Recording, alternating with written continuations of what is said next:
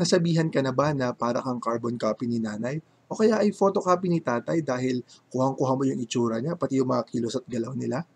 O ikaw ba yung tipo na inaasar na ampon dahil hindi ka masyadong kamukha ni nanay, tatay, ate at kuya? Ampon ka na nga ba agad kapag hindi mo sila ganun kakamukha? Kung gusto mo malaman ang sagot dyan, panoorin at tapusin mo ang video na ito.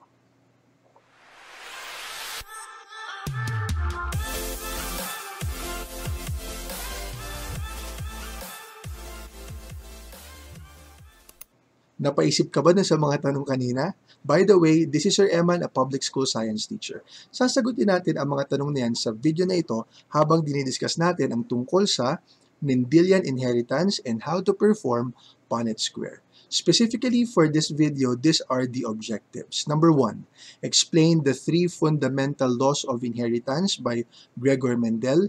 And number 2, perform Punnett square involving monohybrid cross. Kung bago ka pa lang sa channel na ito, make sure na basahin mo muna ang mga reminders na matatagpuan sa ating comment section sa ibaba. Game, dito tayo sa una, sa Fundamental Laws of Inheritance by Gregor Mendel, o tinatawag din na Mendelian inheritance. So siguro nakita niyo na yung picture sa side, ano? Kilala niyo ba kung sino siya? Siyempre, gaya ng binanggit dun sa una nating objective, ito si Gregor Mendel. Now, who is Gregor Mendel? Gregor Mendel is actually an Austrian monk, scientist, and teacher who is considered to be the father of genetics. Considered as the father of genetics. Tandaan niyo pa ba kung ano yung genetics? So, gaya natin binanggit ito nakaraan, when we speak of genetics, it pertains to the study of heredity. Pag-aaral kung paano ba yung mga traits ay naipapasa mula sa mga parents papunta sa kanilang offspring. So, genetics, makikita yung word na genes, what is being studied here would be the genes. Sir, bakit po si Gregor Mendel ang considered to be the father of genetics? This is actually because he was the first one to set the primary tenets or assumptions, explanations, relating to the transmission of traits from parents to offsprings. Paano? Sa pamamagitan ng experiment niya using garden pea plant. So, yung makikita nyo sa side na yan. Okay? So, siya yung una. Actually, during his time, hindi yun napansin, hindi binigyang halaga ng kanyang mga kontemporaryo. Only after a few years, 1900s, 1850s, nung kanya ito na perform yung experiment, pero 1900s, saka lang na-rediscover itong kanyang mga observations. Okay? Sir, ano po ba ang pinapaniwalaan noong panahon nung bago pa dumating itong si Gregor Mendel? Actually, before his time, the concept of heredity is among the most puzzling and mysterious concept in nature, or phenomena in nature. Iba't iba, marami ang mga explanation na binibigay ng mga philosophers and early scientists. Halimbawa dito, yung may kinalaman sa blood theory of heredity. Diba? Usually, naririnig natin yung mga term na bloodline, it runs in the blood, nasa dugo nila yan, yung kakisigan, kagandahan, yung ganitong mga katangian, and it shows the important role that the blood actually takes in passing the traits from parent to offspring. Pero yung mga ganung mga teorya ay hindi backed by science, by experiment, by data. Pero itong si Gregor Mendel, siya yung unang nakapagbigay ng explanation which is backed by scientific experiment and as well as quantitative data. Okay? So alamin natin kung ano ba yung mga laws of inheritance na galing kay Gregor Mendel. Let's begin with the first fundamental law of inheritance, which is the law of segregation. Ano ba ang binabanggit dito sa law of segregation? So what it states is that during gamete formation, so when you speak of gamete or gamete, it actually pertains to the sex cells. So ano yung mga sex cells na yan? Your sperm or egg cell. So sabi dyan, during gamete formation, the allele, yung forms of gene, di ba?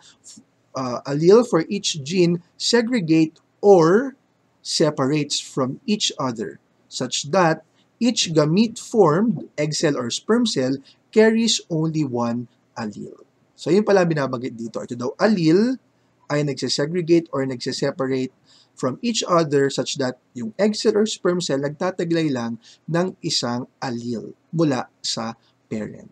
Balikan natin yung concept nung nakaraan na pinag-usapan natin. So, di ba sabi natin, when we speak of body cells, yung ating mga somatic cells ang tawag, halimbawa skin cells, hair cells at iba pang mga cells sa katawan na hindi involved sa reproduction, nagtataglay ito ng ilang chromosomes? About 46 chromosomes. Tanda pa?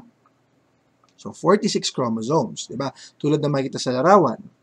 Or, kung hindi 46 chromosomes, pwede natin sabihin na 23 pairs. Ano? Kasi sabi natin, itong chromosomes na to, they come in pairs, kaya may tinatawag tayo na homologous pairs. Bakit ganon? Bakit siya by pair? Kasi yung isang set, galing kay tatay, yung isang set naman ay galing kay nanay.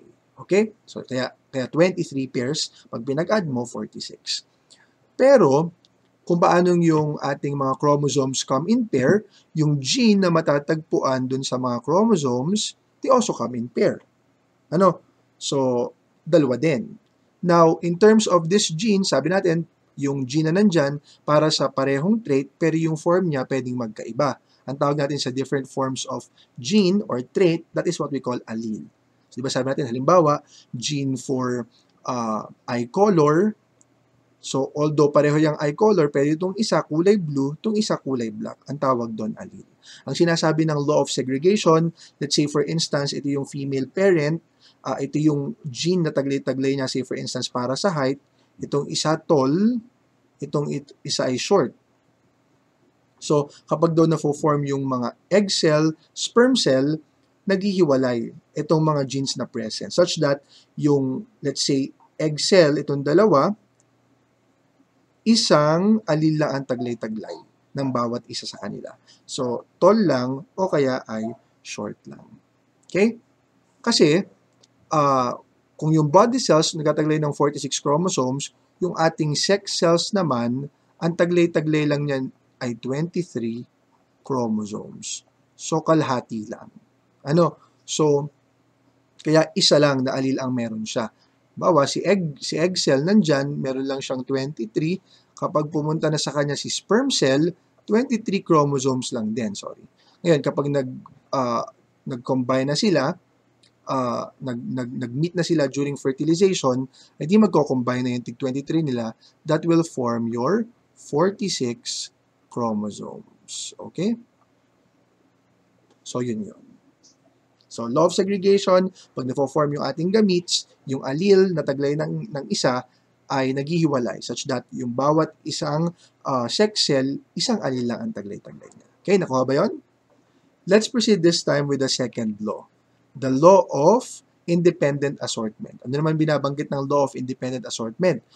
It states that genes for different traits assort independent of each other during genetic formation. Ano ibig sabihin nun? A trait does not affect the inheritance of another trait. So, hence the word independent. So, anong halimbawa nun? Halimbawa, ang namana ng isa na trait at nag-manifest in terms of eye color ay blue. So, yung blue na eye color, it will not affect the inheritance of other traits in the body. Wala yung kapackage na automatic kapag blue ang na-inherit na color, ang magiging style ng buhok ay straight. Ang magiging skin complexion ay fair. Skin complexion, hindi dark. Walang ganon. Walang ganon, Mars. Hiwa-hiwala yan. Si blue na eye color, pwedeng ang makasabay niya na ma-inherit na trait in terms of hair ay curly. O pwede ring straight. In terms of skin complexion, pwedeng dark, pwedeng fair. In terms of yung color ng hair, pwedeng brown, pwedeng black. So, independent of each other. Wala silang paki-alaman. Okay, nakuha ba? Let's have this time the third law of fundamental law of inheritance, according to Gregor Mendel. We have the third one, actually the last one, the law of dominance. Ano naman ang binabanggit sa law of dominance? Sabi dito, the presence, kapag daw meron na dominant allele, may tinatawag na dominant allele, kapag meron daw nun, it conceals, masks, or prevents, pinipigilan, tinatabunan niya ang expression o paglabas, pagmamanifest, nung tinatawag na recessive allele. So, di ba, banggit natin kanina, when we speak of allele, ito yung mga forms ng genes. Halimbawa, sa style ng buhok, curly, wavy, straight. So, yun yung mga alleles. At ang isang tao, pwede siya magkaroon ng at most na 2 Kasi although ang isang trait, pwedeng maraming forms yan. Pero ang isang tao, at most 2 lang. Kasi galing lang kay nanay, galing kay tatay. O minsan, pwede rin na magkapareho. Now, in terms of this allele, ma-divide pa rin natin siya into 2, makategorize. In terms of either being a dominant or a recessive allele or trait. So, ano pinagkaiba ng dalawa? Pag sinabi natin na dominant allele or dominant trait, that is the trait that is always expressed. Ito daw yung kapag itong allele na to yung namana, automatic ay yun yung magmamanifest, yun yung lalabas sa physical characteristic ng tao. When we speak of recessive trait naman or recessive allele, this is the trait that is always masked by the dominant trait. Ito naman yung trait na kapag nakasabay nung dominant trait na namana, siya yung matatabunan o matatago, hindi magmamanifest. Okay? So halimbawa, in terms of humans, mapag-usapan natin yung sa buhok. Pwede yan na either curly or straight. Now, between these two, according to, based on experiment studies, yung curly, ito yung dominant trait. Tapos, itong straight, ito naman yung tinatawag na recessive na trait. So, kapag itong curly na allele yung naipasa ng isa sa mga magulang, automatic yung anak magiging curly. Kasi yun yung dominant. Natatabunan niya yung isang trait. Kapag naman straight, ito yung recessive. Kapag may nakasabay siya na dominant, matatago. Hindi siya magmamanifest. Lumalabas lang yung recessive kapag parehong recessive yung namana. Halimbawa, ang naipasa ni tatay ay straight na allele at ang naipasa naman ni nanay ay straight din. So in that case, parehong straight, parehong recessive, saka lang siya magmamanifest. So sabi dyan, this is represented by capital letter, yung dominant. So halimbawa, ang ginagawa dyan usually, let's say you have your curly and straight, although pwedeng gamitin ng ibang mga letters, pero usually we take the first letter of the dominant one. So it starts with letter C, this is represented by capital C, whereas yung straight naman, represented by small letter C. Recessive represented by small letter C. Mamaya makikita nyo kung para saan yan ginagamit. Now, di ba sabi natin kanina, nagsasama yung 23 chromosomes ni nanay at 23 chromosomes ni tatay. So, pag nagsama na yan, pwede natin siyang makategorize as either being homozygous or heterozygous. Ano pinagkaiba ng dalawa? When we speak of homozygous, this is a term used to refer to organism that has 2 identical alleles for a particular trait. So, di ba sabi natin kanina, halimbawa sa curly, represented by C kasi siya yung dominant. Sa straight naman, ay small letter C. So, halimbawa, ang naipasa ni nanay at tatay ay parehong dominant, parehong capital letter, parehong curly na allele, ito ay homozygous kasi identical, magkapareho. Homo actually means one or same. Okay? In this case, this is homozygous dominant. Ano? Kasi magkapareho, tapos parehong dominant. Kaya parehong capital letter. Paano kung halimbawa naman, ang napamana ay parehong small letter? So ito, homozygous pa rin kasi magkapareho. Pero in this case, this is homozygous recessive. Ano? Kasi recessive trait itong naipasa. Pero homo kasi magkapareho sila. Now, direct opposite of the homozygous would be the heterozygous. Hetero means many or different. Ano? Kaya naman, it is a term used for organisms that has 2 different alleles for the same gene. So, same gene, may kailangan pa rin sa style ng buhok. So, ang nangyari nga lang, magkaibang allele. So, pinagsama mo na yung capital C, dominant, at isang recessive. Ang tawag na dyan ay heterozygous. Okay? So, yan ito na heterozygous. Ano kasi magkaibang allele for the same trait. So, yun.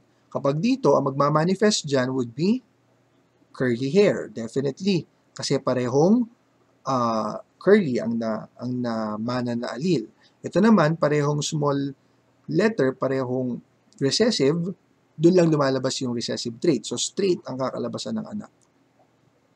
Ito naman, meron kang dominant, may isang recessive, law of dominance, the presence of a dominant trait masks or prevents the expression of another trait. So automatic, this will result to a curly-haired na offspring. Okay? Now, meron tayong tinatawag na genotype and phenotype. So, ano man pinagkaiba nitong dalawa? When we speak of genotype, that is the genetic makeup of an organism. Description of the genes present in an organism. So, kanina yung binigay natin na mga yan, homozygous dominant, homozygous recessive, and then you have your heterozygous. These are the genotype. Kung ano yung mga genes na present doon sa organism na yon sa particular na trait. Now, pag naman sinabing phenotype, that is the physical. Take note pag genotype, you talk about the genes. When we speak of phenotype, we talk about the physical characteristic. Ano ba yung physical characteristic na nagmamanifest? So, in terms of this, alam natin, kapag ganito, so when you already interpret that, ano ibig sabihin nito? Ano yung characteristic na magmamanifest? Ito ay curly hair. Itong isa, parehong recessive. Ito naman ay straight hair. Itong isa, curly hair din, yun tinatawag na phenotype. Yung physical characteristic na nagmamanifest or lumalabas. Okay? Nakuha ba yung pinagkaiba? Now, tingnan natin kung naunawaan yung tatlong fundamental laws of inheritance na yun by Gregor Mendel at yung mga terms na ating dinifferentiate kanina. Let's have the first one. Match the terms on the first column to the definitions on the second column. Okay? Let's have the first column, the terms allele, dominant, recessive, homozygous, and heterozygous. And on the second column, you have letter A, genotype made of the same allele. Letter B, different forms of genes for a single trait. Letter C, trait that is always expressed. Letter D, trait that is expressed only in the homozygous state, the one that is always masked. And letter E, genotype that is made of two different alleles. So, sagutan natin. Pwede kayong sumabay dyan. Let's have number 1, alleles. Alin dito ang tamang definition ng allele? Sige, pwede nyong i-pause, basahin ulit, and then ibigay yung sagot. So, alin ba? So, as mentioned in the previous video, when we speak of alleles, that pertains to the different forms of the genes for a single trait. Kung eye color, yung different na mga color, so yun yung allele tinatawag. Okay? Let's have number 2, dominant. Dominant allele, halimbawa, or dominant trait. Alin yan dito? Pag sinabing dominant. Sige nga, that is letter C. Trait that is always expressed. Siya yung nagdo-dominate. So, letter C. Let's have number 3, recessive. Alin naman yan? This time, that is the trait that is expressed only in a homozygous state. Kapag parehong recessive lang yung namana. Or kapag naman siya ay namamana kasama na isang dominant trait, this is the one that is always masked or prevented from being expressed. Okay? That's recessive. Number 4, homozygous. Homo. Pinatandaan, homo means one or same. So, genotype which is made of the same allele. Okay? Letter A. And then you have here, number 5, heterozygous. Hetero means many or different. You have genotype made of two different alleles. So, letter E. Okay? Hopefully, nakuha kung hindi pa, pwedeng balikan yung video kanina. Okay? Let's have a practice exercise number 2. So, below are terms with choices. Choose which among the choices are examples of given terms or phrases. May mga terms daw or category, sa baba may choices. Then, pipiliin sa mga choices kung alin doon yung papasok na example ng mga category na binigay. Let's have number 6, dominant allele. So, consider na itong mga ito ay letters representing a particular trait. So, alin dyan ang nagre-represent ng isang dominant na allele? Sige nga. I'll give you the time. Okay, so, alin dito ang pasok? Capital D. You have capital L. capital N, sige bilugan natin. Capital L, capital N, capital R, and capital S. Bakit sila yung dominant? Sabi kasi natin, itong mga dominant traits, these are always represented by capital letter. Okay? So, lahat ito yun. Let's have number 7. May idea na for number 7. Number 7.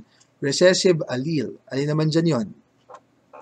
Recessive allele, these are small letter N, small letter D, small letter R, small letter K. Okay? So, these are all in small letter. Ano? Lowercase. Laging gano'n naman kapag recessive. Okay? Pag dominant, capital. Gawin natin. Pag dominant, capital. Kapag recessive, naka-small letter or lowercase. Let's have this time. Alin daw dito ang homozygous dominant? Take note, homo. Okay? And then dominant. Alin kaya dyan? So, sige. So, we have homozygous dominant. You have 2 capital A's, 2 capital K, 2 capital T, and 2 capital B. Homozygous dapat magkapareho, magkapareho, tapos dominant, kaya magkapareho na capital letters. Okay, kaya sabi kanina, yung dominant trait are represented by capital letters. Okay, let's have this time the homozygous recessive. So, homozygous pa rin, pero this time, recessive naman. Alin kaya dyan yun? We have 2 small letter E's, 2 small letter Q, 2 small letter W, and 2 small letter R. Okay? Let's have number 10. Genotype in which dominant trait will manifest. Alin kaya ito yung, di ba, sabi pag genotype, yun yung genes na present. Alin daw dito yung genotype na magmamanifest, lalabas yung dominant trait. Alin dyan? You have ito, o capital, pareho, definitely. Parehong dominant ang namana. Ito, parehong dominant din.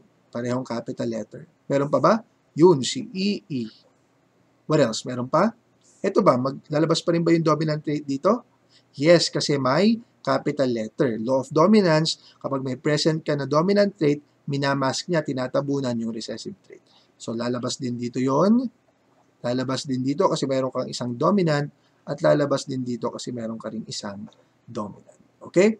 Let's have the last one. Genotype in which recessive trait will manifest. Alin daw dito yung genotype kung saan yung recessive trait ay magmamanifest. Okay? You have here, itong dalawang small letter A, recessive. Lumalabas lang recessive kapag ka parehong recessive yung nakuha. Double R na maliit and double F na maliit. Okay? So hopefully na kuha ito. Kung hindi pa, pwede ulit balikan ang video kasi gagamitin natin to sa next na part ng video. Okay? Okay. Let us now proceed with Punnett square. So what is a Punnett square? So basically, a Punnett square is a grid that enables one to predict the outcome. Kung titingnan, yung mga parent, parehong short-haired. E paano kung ang lumabas na anak ay long-haired? Automatic by ampon na yon?